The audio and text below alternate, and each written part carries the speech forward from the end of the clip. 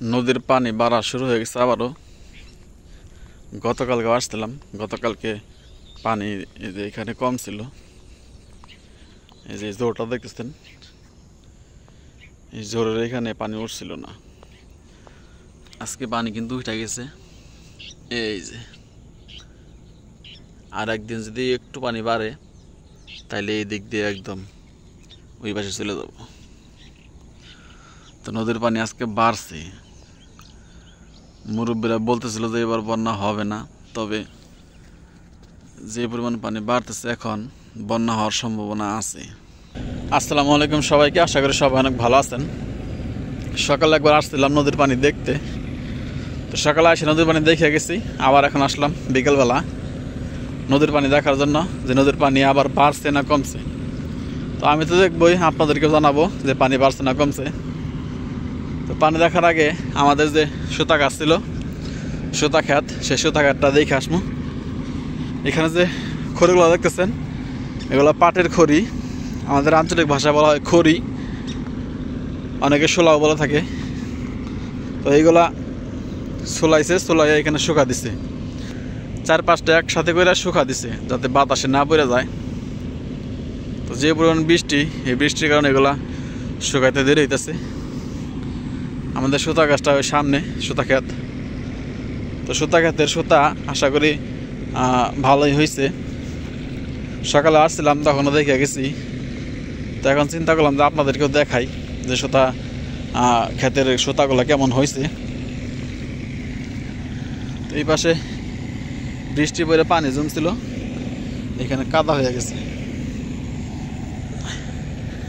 এই হইতেছে আমাদের সুতা ক্ষেত, এটাতে আমাদের সুতা ক্ষেত। সুতা ক্ষেতের মাঝখান দিয়া, মানে সাইড দিয়া রাস্তা বানাই ফেলাইছে। এই পাশে সুতা আছে, এই পাশে সুতা আছে, মাঝখান দিয়ে রাস্তা। তো সুতার ফলন আলহামদুলিল্লাহ অনেক ভালো হয়েছে। সুতার উচ্চতা এখন যতটুকু হয়েছে আশা করি গরু নিয়ে খাওয়াইতে পারবো। মোটামুটি ভালোই হয়েছে, 1 হাতের মতো হয়ে গেছে। এই যে এই পাশে যে শুধু গাছগুলো আছে এগুলা ভালো দাম আইছে আর কি। আমাদের এখানে যে মাটি আছে, এখানে হচ্ছে ভালো মাটি, তো এখানে সুতা গাছ ভালো জ্বালাইছে।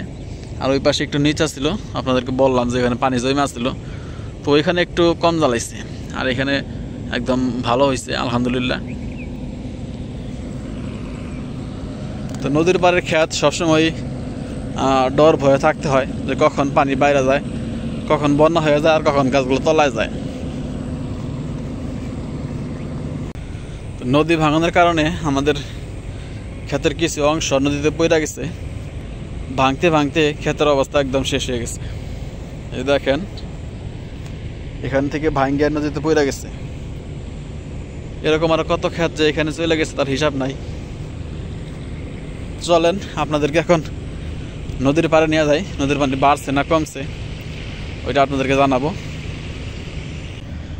নদীর পাড়ে আমি সকালে আইছিলাম, সকালে যতটুকু পানি দেখছিলাম ওইটুকু ভিডিওর সামনে আপনারা দেখতে পাবেন যে কতটুকু পানি ছিল। আর এখন কতটুকু পানি আছে ওইটা আমি আপনাদেরকে দেখাইতেছি। এই দেখেন পানি, সকালে কিন্তু এদিক দিয়ে পানির যে জোরটা এটা ছিল না, এখন পানির জোর হয়ে গেছে। এগুলো কিন্তু পানি, এই যে পানি এখানে আইসা পড়ছে। তো পানি অনেকটাই বাড়ছে। এখন কালকে সকালে আবার কেমন হয় ওইটা দেখলে বোঝা যাবে। বন্যা হইলে আমাদের আশেপাশে যে চড়াগুলো আছে ওইখানে ধান বোনা শুরু করছে, যদি বন্যা হয় ওই ধানগুলো নষ্ট হয়ে যাবে। তো আমরা চাইতেছি, আমরা দোয়া করতেছি যাতে বন্যা না হয়। আপনারা দোয়া করেন যাতে বন্যাটা না হয়। তো সবাইকে অসংখ্য ধন্যবাদ যারা কষ্ট করে আমার ভিডিওটা দেখলেন। সবাই ভালো থাকবেন। আসসালামু আলাইকুম ওয়া রাহমাতুল্লাহ।